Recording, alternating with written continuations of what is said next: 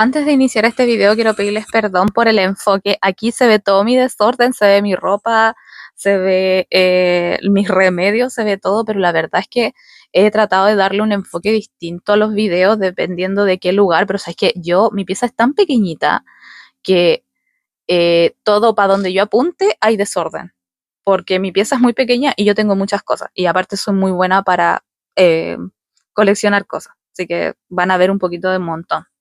Y lo que está colgando ahí no es un sostén por si acaso, es un cinturón de una falda, para que no empiece a imaginar cosas. Bueno, hola corazones, ¿cómo están? Diciendo todo esto, espero que estén súper bien, espero que haya sido una buena semana para todos ustedes.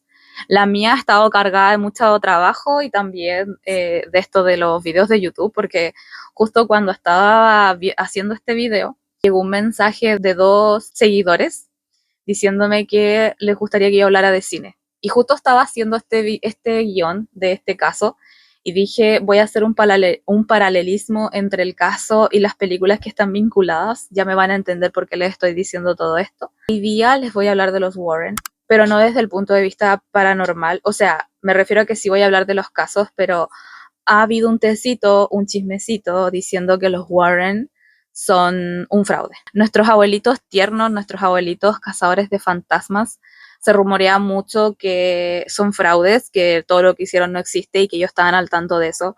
Porque una cosa es que ellos hayan sido lo que hayan sido, pero creían firmemente, y otro que ellos hayan aprovechado del hype de lo que es el mundo paranormal para poder aprovecharse de eso y hacerse los demonólogos y hacerse los clarividentes y aprovecharse del sentir de las personas. Hay una brecha súper delgada, pero aún así está ahí. O sea, el mundo paranormal es algo que lucra. O sea, si se dan cuenta, las películas de terror no pasan de moda. Si se dan cuenta, el mundo paranormal no pasa de moda. Yo creo que todo el mundo quiere imaginar que después de la muerte hay vida.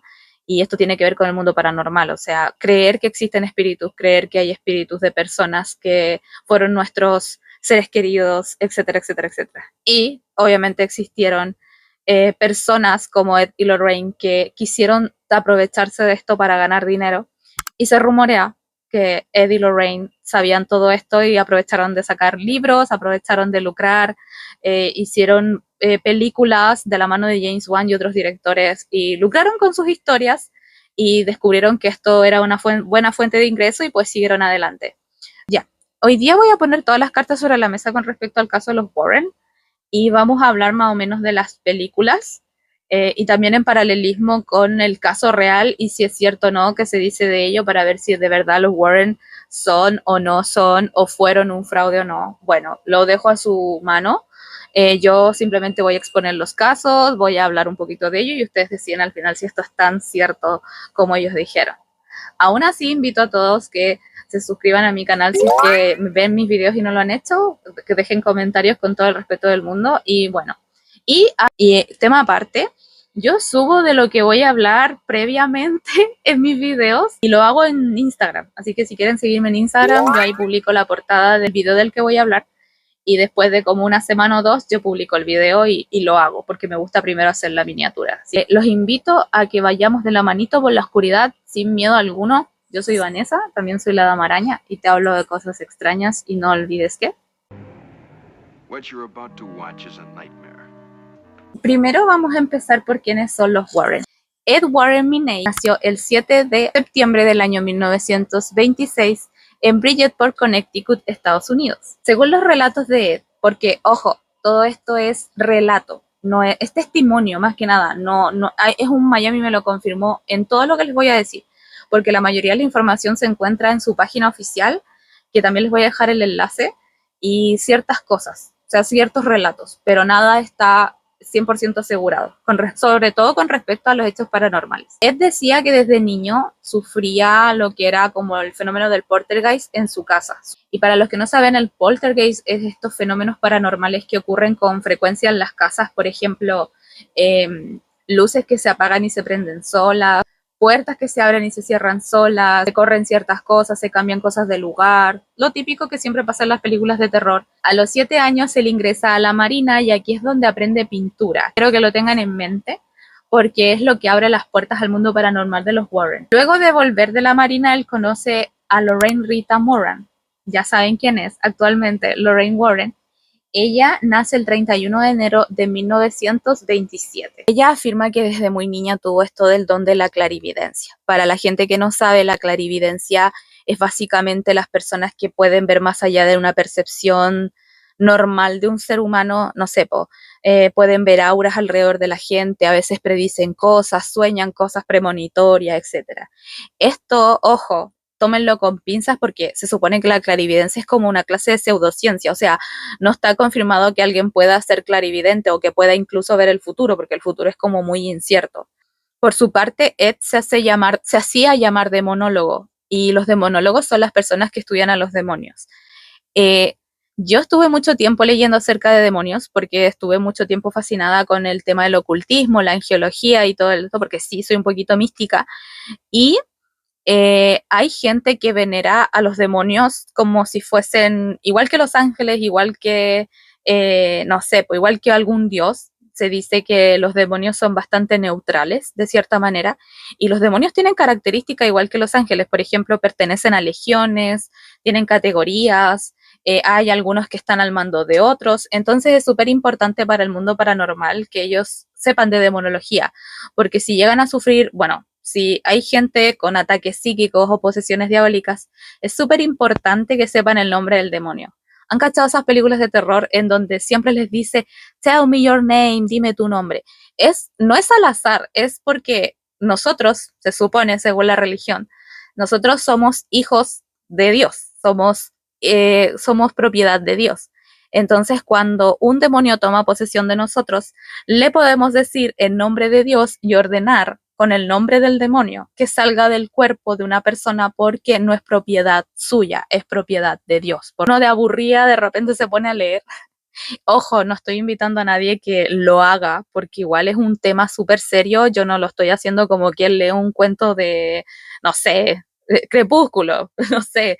Entonces yo invito a que no lo hagan, que no busquen, menos cuando no se lo van a tomar en serio, porque hay gente que al no tomárselo en serio lo toma con mucha ligereza, y el ocultismo y este tipo de religiones antiguas hay que tomarlas con mucho respeto. Les dije y les mencioné que Ed aprendió pintura. Por lo tanto, ellos lo que hacían era que con la destreza, porque no sé cómo pintaba Ed, con la destreza de Ed de pintar, se ponía al frente de las casas. Él pues dibujaba las casas, y al momento de que él terminaba pues golpeaba las casas, hablaba con la familia y les decía, oye, dibujé tu casa, es que tu casa es muy bonita, y ahí él como que le daba la entrada para que la familia contara lo que le estaba pasando. Mi casa está siendo atormentada es que tú no vas a creer lo que te voy a contar, y Ed le decía, sí, prosigue, y ahí es como él le decía que él era demonólogo, su esposa clarividente, y que les podía ayudar, y ellos decían, pero ¿cómo te lo voy a pagar? Y él decía, pues simple, tú me compras la pintura y yo te averiguo sobre la casa. Al inicio de su carrera, después se van a dar cuenta que ya no necesitaron más que solamente lucrar con las historias que hicieron, pero eso ya lo voy a indagar más adelante. Al momento de ingresar al hogar, Ed no tenía el carisma ni la belleza de Patrick Wilson, pero sí lo que hacía, al igual que en la película, era hablar con la familia sobre los sucesos mientras Lorraine investigaba, merodeaba la casa. Algo curioso que relató Lorraine era que las energías se concentran mucho a las orillas de las camas. ¿Por qué? Porque nosotros típico que cuando estamos pensando muchas cosas alrededor del día, antes de acostarnos nos quedamos en la orilla de la cama o acostados, ahí pensando en las preocupaciones diarias. Y ahí es donde ella sacaba como la impresión de qué cosas inquietaba a la familia, y ahí podía aparecer las cosas que ellos veían, los fenómenos que ellos veían, y las preocupaciones de lo que estaba pasando. En las películas, Lorraine le daba como estos desmayos, como que le daba por desmayarse. Bueno, a nuestra Lorraine real le pasaba también, o sea, ella decía que había mucho gasto energético en lo que hacía. Casos: La familia Perrón, El Conjuro 2013. Aquí es cuando el mundo del cine le abre las puertas a los Warren y son interpretados por Vera Farmiga y Patrick Wilson. Esta pareja de demonólogos indaga en la historia de la familia Perrón, y al igual que en la película, y está todo en el mismo sitio, los nombres, el año y el lugar. Así que lo que les voy a relatar se da tanto en la película como en el caso. Tenemos a la familia Perrón, Nos situamos en enero del año 1971 en Rhode Island, Estados Unidos. La familia Perrón estaba conformada por Roger Perrón, Caroline Perrón, que eran los papás, con sus 5 niñas, Andrea, April, Christine, Cindy y Nancy. Todo comienza con lo típico, al igual que en todos los casos del poltergeist, sillas que se mueven, cosas que pasan de noche, luces se apagan y se prenden solas, todo lo típico, ¿no? Al igual que en la película, que en el caso los Warren llegan a la conclusión de que la casa estaba siendo invadida por una vieja inquilina llamada Bathsheba Taylor. Bathsheba Taylor se supone que fue una bruja que sacrificó a sus hijos en un ritual satánico y luego ella se desvive. She ran out to that tree by the dock, climbed up, proclaimed her love to Satan, cursed anyone who tried to take her land, and hung herself. ¿Qué tan cierto es?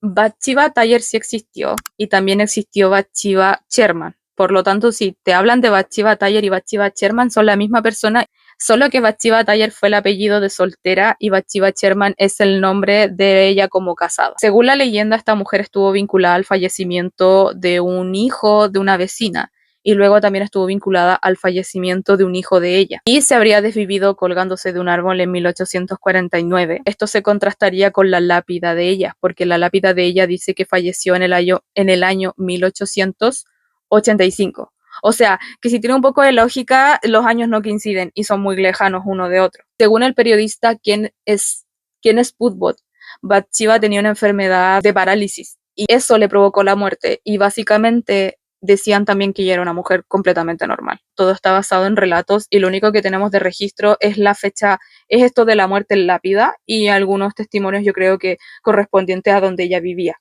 Pero nada asegura si ella era bruja, nada asegura se supone que los desvivimientos de los niños, entonces nada asegura nada. Andrea Perrón, la mayor de los Perrón, ella como que afirma que todo lo que pasó fue real, de hecho dice que fue mucho peor, pero no está de acuerdo con los Warren que haya sido Bathsheba. Ella incluso lanzó un libro llamado Casa de la Oscuridad, Casa de la Luz, en donde postula que todo lo que vivió fue real, pero aún así Bathsheba no fue la culpable. Luego llegaría Norma Sutcliffe. Norma Sutcliffe es una mujer que se supone que es la propietaria del hogar actual de la Casa Real del Conjuro. Pero yo aquí tengo un dilema, porque se supone que la Casa del Conjuro, tanto la casa del filme como la casa original, son museos. A lo mejor ahora son museos y fueron habitados por Norma Sutcliffe, porque Norma Sutcliffe, ella sale a decir que todo lo que dijeron los Warren era mentira y que ella ha vivido en la casa sin ninguna cosa paranormal que le haya pasado y que por favor dejaran de inventar cosas y que ella sí sabía de Bathsheba y Bathsheba nunca fue una bruja. O sea, como que defendió el honor de esta mujer y que por favor dejaran de molestarla porque vivir en la casa se hacía un infierno, no porque le sucedieran cosas dentro de la casa, sino que porque había mucho curioso queriendo entrar a la casa y metiéndose con la privacidad de ella, que es totalmente entendible, la verdad. Por su parte, los Perrón, en vida real, después de los hechos, tuvieron que vivir 10 años más. El Conjuro 2, el caso Enfield, 2016. El Conjuro 2 está basada en el caso Enfield, al igual que en el Conjuro 1 está casi todo basado en lo que sucedió realmente. ¿Okay? Esto está en Enfield y Enfield se ubica en Inglaterra. O sea, y nos cuenta la historia de Peggy Hudson. Peggy Hudson se muda con sus 4 niños, Margaret de 13, sorry que lo lea, pero son nombres, muchos nombres. Margaret de 13, Janet de 11, Johnny de 10 y Billy de 7 años. Y tanto Janet como Johnny empezaron a tener fenómenos paranormales en sus camas. O sea, se movían las camas, se desplegaban. La mamá al principio típico que no les cree a los niños, pero aún así después a la mamá intentan como atacarla psíquicamente y ahí dice, no, esto no está siendo inventado. Eso, al igual que en la película, muestra mucha cobertura mediática y en el caso real también fue así. Los diarios, la prensa, tele, gente, o sea, de todos querían saber qué le estaba pasando a esta pobre familia y a esta pobre mujer soltera porque no tenía el papá presente de esta familia. Les voy a mencionar a las personas que estuvieron involucradas. Tenemos a el reportero Doug Benz y el fotógrafo Graham Morris que se dedicaron a tomar las fotos que yo les voy a mostrar. Hay una foto que les voy a mostrar ahora que es la foto más famosa, que es donde se supone que Janet está levitando. Y la verdad es que hasta yo yo soy muy ingenua y a veces creo muchas cosas demasiado estúpidas. Aún así, yo no digo que esta persona esté levitando, esta persona está saltando. O sea, la verdad es que esta foto para mí no me provoca nada. Para mí es como dos niñas jugando, literal. Luego tenemos a Maurice Gross, que es uno de los primeros que fue en ayuda a esta familia y era miembro de Society for Psychical Research, que se dedicaba a investigar fenómenos paranormales. De hecho, llamó a este fenómeno el caso Enfield. Janet, la niña de 11 años, fue quien más sufrió de este tipo de fenómenos, ya que era poseída por un supuesto espíritu llamado Bill Beakins. Al igual que en la película, él había muerto dentro de la casa y luego en la vida real, el hijo del hombre Bill les dice que es verdad, que Bill sí había fallecido en esta casa. Y la pregunta era cómo Janet sabía esto. Aparte, se decía, o sea, ella hacía voces de ultratumba, al igual que en la película hacía esas voces como muy guturales que un niño, si los puede hacer, no los puede hacer durante mucho tiempo sin dañarse las cuerdas vocales, y eso es algo inexplicable para los médicos, como cómo esta niña mantiene esa voz gutural sin hacerse daño en la garganta. El caso no pudo ser resuelto al final. La película estuvo vinculada al tema de la monja. Ojo, la monja, o sea, es como es para enlazar las historias a la familia. ¿Qué tan cierto es? Primeramente, no mencioné a los Warren en ningún momento. ¿Y saben por qué? Porque los Warren nunca participaron. Lo único que hicieron respecto a este hecho fue visitar un par de rato esta casa. La familia no les había dado la bienvenida para nada y ellos ya se habían sentido con el derecho de hacer un libro acerca de esto, como si hubiesen hablado con la familia y toda la cosa. Así que esto no está, ellos como que no tuvieron mucha relación con la familia de este caso, como para hacer algo con mucho conocimiento. Janet, años después, saldría un video de ella confirmando que la mayoría de lo narrado lo habían orquestado ellas. No, la mayoría, un pequeño porcentaje. How does it feel to be haunted by a poltergeist? It's not haunted. O sea, yo siento que esto pudo haber sido cierto porque hay cosas inexplicables, por ejemplo, de la muerte de Bill Beakins, que cómo Janet pudo haber sabido y cómo pudo haber hecho esa voz, pero aún así siento que fue una mezcla tanto de su gestión como de lo de ellos no tener padres, la familia. ¿Qué ganan los niños haciendo esto? Atención. Sobre todo cuando pasan por un divorcio. Yo nunca he pasado por divorcios paternales, pero aún así me imagino lo terrible que debe ser pasar por esto de estar un tiempo con tu papá, luego con tu mamá, y estabas acostumbrado a un ritmo de vida en donde tus papás estaban juntos. Entonces, de pronto tienes las herramientas para llamar la atención de tu mamá y que logre estar más tiempo contigo. Y cuando eres un niño no piensas mucho en las consecuencias, sino que piensas más que nada en tener el cariño de tu familia, y al tener la atención mediática, yo creo que ellos se vieron obligados a seguir a estas niñas haciéndolo para que no se decepcionaran de ellas y prácticamente para que la mamá siguiera a su lado, porque me imagino que la mamá trabajaba mucho al ser madre soltera. Entonces yo creo que fue una mezcla de su gestión con una mezclita también de, pucha mamá, ponme atención, estamos recibiendo la atención que queremos a través de los medios. Ellas querían sentirse protagonistas. O sea, yo siento que al perder a un padre, simbólicamente, o sea, no lo ves con frecuencia, de pronto tienes un poco de atención que solías tener y te quieres quedar ahí, ¿no? Entonces, El Conjuro 3, El Diablo me hizo hacerlo, 2021. Caso de Erin Cheyenne Johnson. Este caso es un poquito complicado, pero espero que lo entiendan.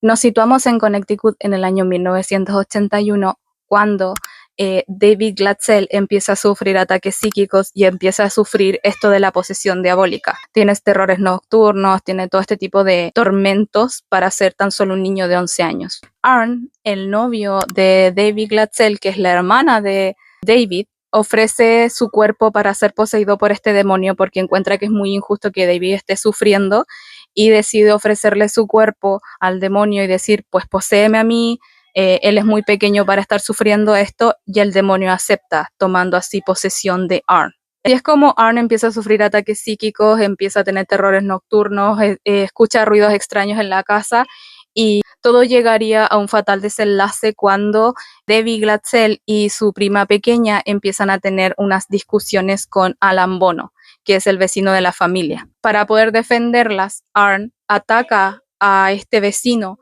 y lo ataca reiteradas veces provocándole una hemorragia, y así es como Alan termina pues muriendo. Arn fue condenado a 20 años de prisión, pero se supone que le reducieron la condena por el hecho de que estaba todavía en ese momento el debate de si era posesión diabólica o no.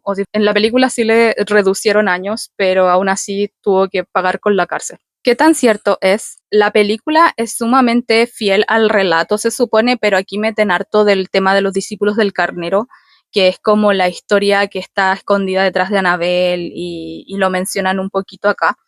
Pero lo cierto es que Gerald Brittle publicó un libro llamado The Devil in Connecticut, en donde explica esta historia. Sin embargo, la familia Glatzer acusa tanto al autor como a los colaboradores, incluida Lorraine Warren, y editores de traspasar esta historia y de traspasar la privacidad de la familia. Arn se dice que se supone que se sugestionó por esta historia y cuando al momento de que lo empezaron a describir los síntomas de David, Arn como que se supone que él también empezó a vivirlos como una clase de sugestión. El hermano mayor de los Glatzer, al momento de cuando ya era mayor, él saca un libro en donde acusa a los Warren de explotar esta historia y de hacerla pasar como una posesión diabólica, cuando en realidad fue básicamente un problema mental y explotaron este tema de lo que le pasaba como posesión y como que lucraron con la historia de ellos y obviamente él como hermano y como familia se sintió sobrepasado y sintió que sobrepasó a su familia. Al momento en que el hermano publicó el libro, también señala que él escuchó cuando los Warren estaba haciendo este trato con la familia diciendo que lo mejor que podían hacer era inventar una posesión diabólica, ya que Arn podía eximirse de la cárcel y de plano ganaban unos cuantos millones la familia por lucrar con la historia. Y esto él decía que era muy pequeño para defender lo que escuchó y dejó que esto pasara hasta poder hacerse mayor y pues decir su historia, decir la parte de su historia. Este caso es el primer caso en Estados Unidos que se acusa al victimario de sufrir posesiones diabólicas, el primer caso que tenemos en la historia de Estados Unidos, y al parecer hubo una reducción de condena. Amityville Horror. Amityville no es precisamente muy vinculado con los Warren en el tema de la cinematografía porque tengo entendido, bajo mi experiencia viendo películas de terror, Amityville tiene un montón de cosas, documentales, películas, libros, y de hecho yo conocí la historia de Amityville cuando vi la película esa que está protagonizada por Ryan Reynolds. Yo conocía desde muy antes esta historia y nunca los vinculé con los Warren. Yo recién conocí a los Warren con El Conjuro, con Annabelle, entonces no lo relaciono mucho con eso, pero aún así en la página de los Warren hablan mucho de este tema. Ellos como que tienen una participación activa, entonces aún así lo mencionaré como un bonus extra. Todo comienza en el año 1974, cuando Ronald DeFeo decide desvivir a sus padres y a sus hermanos una noche común y corriente con un arma. Él al momento de dar declaraciones dice que no fue él, que simplemente sentía voces en su cabeza que le ordenaban hacerlo y para que las voces lo dejaran en paz decide hacerlo. Y pasando esto, en 1975 los Lutz se mudan a la casa, pero durarían menos de un mes porque ya al tiempecito empiezan los fenómenos, o sea, no se esperó ningún minuto el demonio o el ente de molestar a esta familia y deciden pues mudarse a otro lugar. Todo esto hizo que Jay Anson publicara por primera vez el primer archivo de Amityville llamado The Amityville A True Story de 1977. Aquí se contaría todo aquello que había sufrido DeFeo con los Lutz y todo el tema. Obviamente esto fue un éxito de ventas. En 1976 los Warren visitan el lugar y Lorraine afirmó que jamás había sentido algo tan cuático, algo tan horrendo como lo que sintió en esa casa y dice que es lo más cercano al infierno que ella ha sentido estar y que no le gustaría volver a sentirlo jamás en la vida.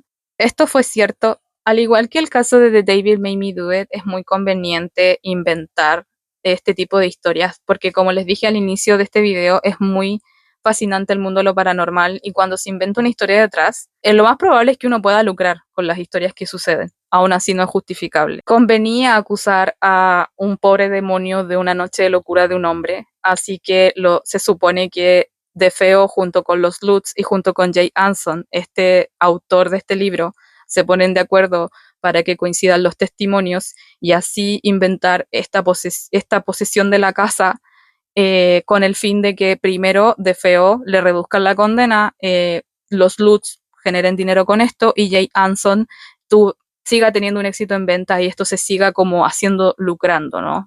Incluso se le consultó a un sacerdote que según los relatos se supone que el sacerdote había ido a hacer un exorcismo a la casa y no duró para nada, o sea, había una cosa que le dio susto y se fue corriendo. Y le consultaron al sacerdote si esto es cierto y él dice que no, que efectivamente fue a la casa de los Lutz, pero fue porque Katie Lutz, la matriarca de la familia, lo llamó porque ella tenía, se supone que unos terrores nocturnos y eso fue todo. Annabelle. La historia tiene una saga completa. La historia supuestamente ocurre en el año 1970, cuando una mamá le regala a una de las enfermeras de una casa una muñequita de la marca Raggedy Ann. Las Raggedy Ann son unas muñequitas de trapo. Yo creo que las conocen. Tienen el pelito rojo, la nariz de forma de triángulo y son bastante piolas, son bonitas. A mí me gustan. No tienen ninguna historia misteriosa detrás de este tipo de muñecas, son muñecas comunes y corrientes. Pasando el tiempo, la muñeca empieza a cambiar de sitio, empieza a pedir ayuda, como que dejaba extrañas notas. E incluso había intentado atacar a un hombre dentro de la casa, que se supone que era un amigo de las enfermeras. Y ahí fue el colmo para las enfermeras, ya dijeron algo pasa con esta muñeca y deciden llamar a una medium.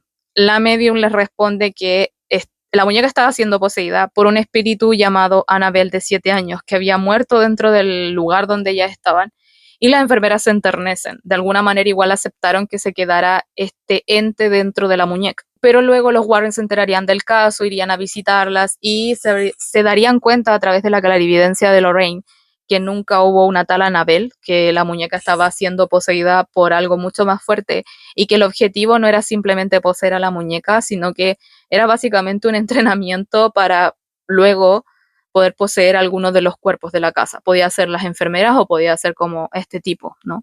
¿Qué tan cierto es? La muñeca está como prueba en el Museo Real de los Warren, donde hay un montón de objetos supuestamente poseídos o involucrados en alguna secta satánica. Incluso está con la advertencia de que no hay que tocarla. O sea, así de cuático es, se supone, Annabelle. O sea, de solo tocarla ya estás con la tendencia que te pase algo. Hay una historia que se supone que un hombre, un motoquero, se burla de la muñeca y después él tiene un accidente.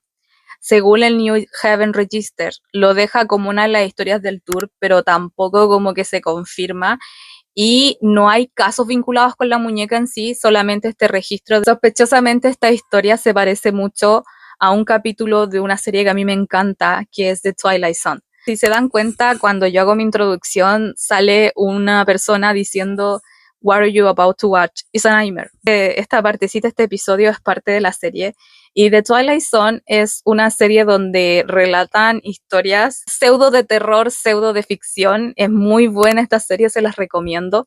Y dentro de esta serie hay un capítulo que se llama Living Doll. En este episodio, una niña recibe una muñeca que cobra vida y atormenta a la familia. Y es regalada por la mamá, que se llama nada más y nada menos que Annabelle. Esto me recuerda mucho al meme de ponele voluntad. Ponele voluntad a la concha de tu madre, ponele voluntad. O sea, está bien inventar algo, pero no creas que no tenemos los medios para ver si hay una serie por ahí muy antigua en donde se invente, donde haya ido esta historia.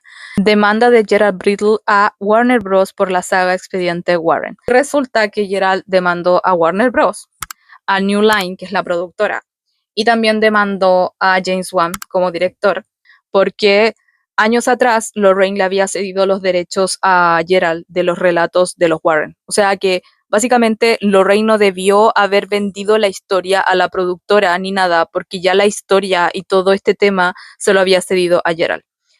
Warner y la productora y el director contraargumentó que básicamente tú no puedes ceder derechos de hechos reales. Es como que, no, o sea, nosotros no pudiésemos hacer videos prácticamente porque ¿quién tiene los derechos de la vida real? O sea, de relatos de hechos reales. Como que nadie. Pero Gerald responde con algo muy sassy, diciendo que, pero esto ¿cuándo ha sido real? O sea, ¿cuándo las historias de los Warren han sido real? Si los Warren son un fraude. Y todos quedan como, girl. Sí. Resulta que Gerald dice que al principio él le creía a los Warren de todo, pero luego se dio cuenta que eran unos fraudes que básicamente inventaron todo lo que hicieron. Entonces Gerald se sintió con el derecho de que si le cedieron los derechos de los relatos, por lo tanto, esto dijo, estos son los relatos de los Warren y voy a lucrar con esto porque no es real y esto es mío. O sea, es como que me vendieran una historia y me vendieran una historia, me vendieran los derechos de una historia inventada y básicamente yo me hago dueña, total, ya me lo vendieron. ¿Cachai?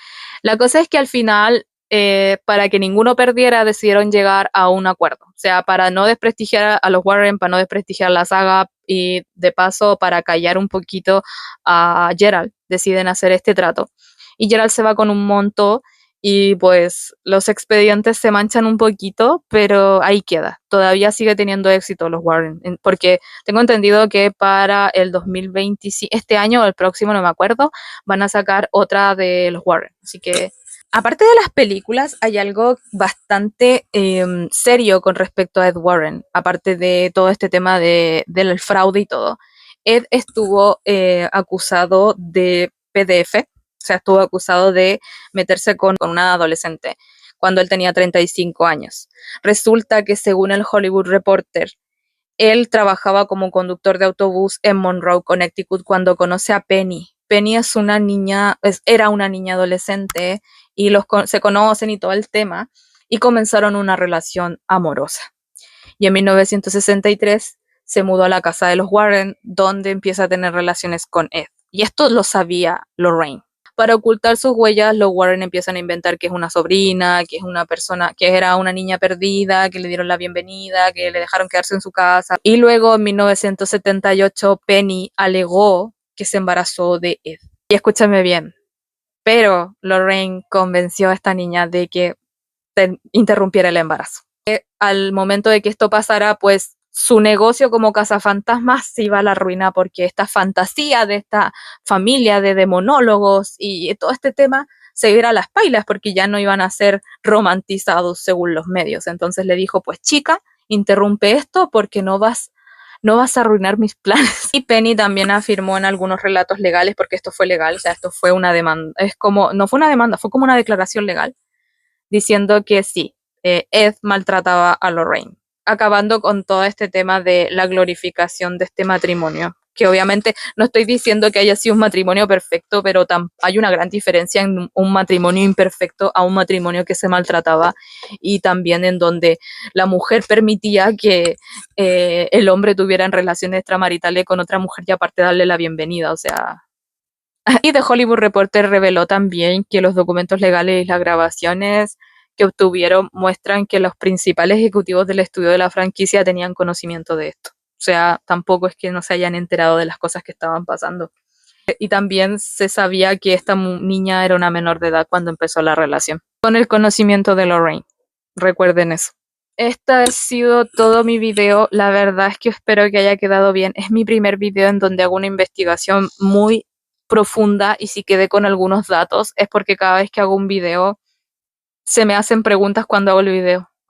Es como, ya tengo todo listo y cuando hago el video tengo dudas acerca de algunas cosas y pues ya estoy haciendo el video, por lo tanto siempre voy a ir aclarando cosas en la pantalla y ayudándome con la pantallita porque soy una persona bastante distraída. Debo admitirlo, no puedo vivir engañada toda mi vida diciendo que soy una persona altamente eficiente porque no lo soy. Aún así, los invito a que puedan comentar, darle like, suscribirse, porque eso ayuda a que yo siga creando este contenido y quizás algún día, no sé, lo haga como algo profesional y sea parte de mi diario vivir, porque me encanta igual hablar de estas cosas.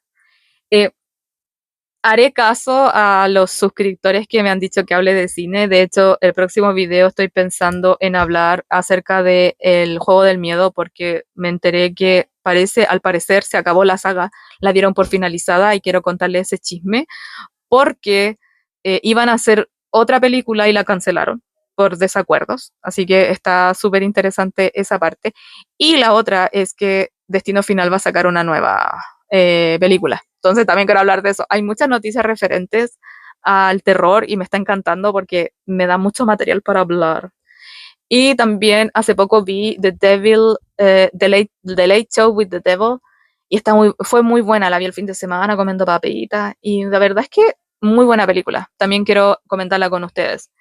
Y estoy ahí poniendo una lista de películas de terror que quiero ver y les voy a ir relatando por acá. Van a durar mucho menos que estos videos. Estos videos yo creo que los voy a hacer cada un mes porque me toman harto tiempo. Voy a hacer videos más cortos en donde relate cosas de cine o resúmenes de cine. Así que eso más que nada. Les mando un beso enorme, espero que tengan un buen fin de semana, dependiendo de yo cuando suba este video. Y nada, espero que les guste, espero que lo disfruten y espero que la vida les sonría.